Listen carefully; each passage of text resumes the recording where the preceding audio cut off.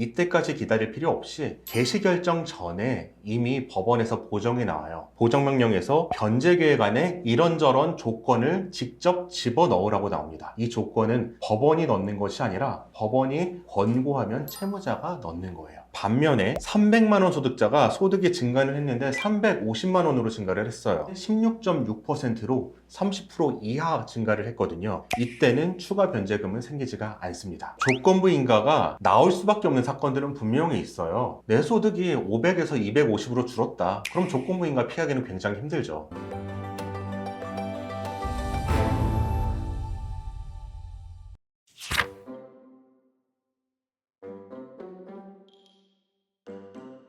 사람들이 제일 걱정하는 게 보정명령이 있을 거고 조건부인가도 좀 많이 무서워할 것 같아요. 네. 언제, 어떻게, 어떤 식으로 오는 건가요? 오늘은 제가 그 조건부 인가에 대해서 처음부터 끝까지 자세하게 설명을 드릴 텐데, 개인회생을 지금 준비하거나 신청하거나 아니면은 진행을 하고 계신 분들은 꼭 참고하면 좋을 것 같아요. 우선 조건부 인가가 무엇이냐? 회생은 인가 결정을 받게 됩니다. 인가 결정이 보통 법원 판결문과 같다고 생각을 하시면 되는데, 인가 결정에 대해서 조건부로 인가를 내리는 거예요. 조건이란 게 뭐냐면은 어떤 고3 학생이 있는데 부모가 너 의대 가면은 내가 자동차 사줄게, 이렇게 하면은 조건부로 자동차를 사준다는 거예요. 마찬가지로 개인회생에 있어서 인가 결정을 받으면서 일정한 조건이 붙습니다. 무조건 인가내주는 게 아니라 매년 소득이나 재산 상태를 정기적으로 보고를 하면은 인가를 내줄게. 만약에 너가 추후에 보고를 안 하면은 이 인가는 없어질 거야 라는 내용이에요. 그러면 그 결과는 어떻느냐? 소득이나 재산이 일정 기준 이상으로 증가한다면은 법원은 그만큼의 변제금을 더 내라고 합니다. 이 조건부 인가는 언제 할 수가 있느냐? 인가까지 기다려야 되느냐? 인가는 보통 8개월에서 10개월 정도 걸리거든요. 이때까지 기다릴 필요 없이 개시 결정 전에 이미 법원에서 보정이 나와요. 보정명령에서 변제계획 안에 이런저런 조건을 직접 집어넣으라고 나옵니다. 이 조건은 법원이 넣는 것이 아니라 법원이 권고하면 채무자가 넣는 거예요. 그래서 개시결정 전 단계에서 이미 알게 되고요. 그러면 누구에게 조건부 인가가 나오느냐? 이걸 아마 가장 궁금해 하실 거예요. 첫 번째는 최근 취업을 하신 분들, 조건부 인가 가능성이 굉장히 높은데요. 왜냐하면 소득을 의도적으로 축소했다가 인가 결정 받고 나면은 더 높은 소득을 얻을 가능성이 있다고 보기 때문이에요. 마찬가지로 소득이 불분명한 경우, 내 소득이 좀 불규칙하거나 아니면은 4대 보험에 가입이 안 돼 있어서 실제로 얼마 받는지 확인할 수 있는 길이 없다, 현금으로 받아서 불분명하다, 이런 경우에는 조건부 인가를 통해서 추후에 이 소득이 실제 소득이 맞는지 확인하는 절차를 거칩니다. 또한 직전 대비 소득이 급감한 경우, 어떤 분이 이전 직장에 비해서 소득이 절반 이상 줄어든 경우에 많이 발생을 하는데, 500만 원의 소득이 있던 사람이 갑자기 200만 원의 소득이 있는 직장으로 이직을 하였다, 그리고 개인회생을 신청하였다. 당연히 의도적으로 소득을 줄인 거고 인가 결정 이후에는 다시 500만 원 받는 직장으로 가진 않을까 의심을 하겠죠. 이때도 조건부 인가가 나오고요. 이 외에도 양육비를 지급하는 경우에도 조건부 인가가 나오는 경우가 좀 있어요. 양육비를 지급하기로 했는데 기존에 꾸준히 양육비를 낸 자료가 있으면 나오지 않겠지만, 개인회생을 들어가면서 이제 주겠다라고 하는 경우에는 실제로 추후에도 양육비를 지급을 하는지 점검을 하게 되고요. 여기까지는 소득에 대한 거라면은 마지막 부분은 자산에 대한 건데, 전세 사기, 투자 사기 피해인 경우에는 고소를 하고 법적 절차를 진행을 하고 있잖아요. 그러니까 개인회생을 진행하는 동안에 기존의 사기로 인한 피해를 보전을 받으면은 그 재산을 변제에게 투여하라는 내용으로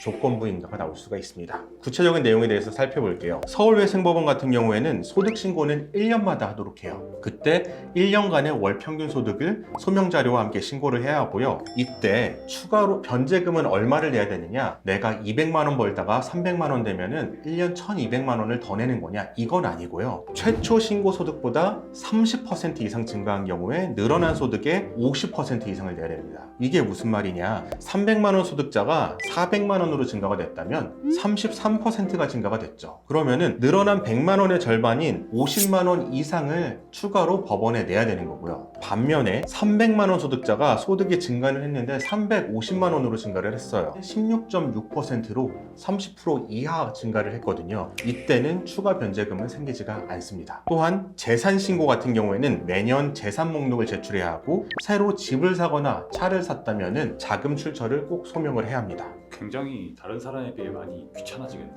많이 귀찮아지죠. 조건부 인가가 안 나오게 하는 것도 실력일 수 있을까요?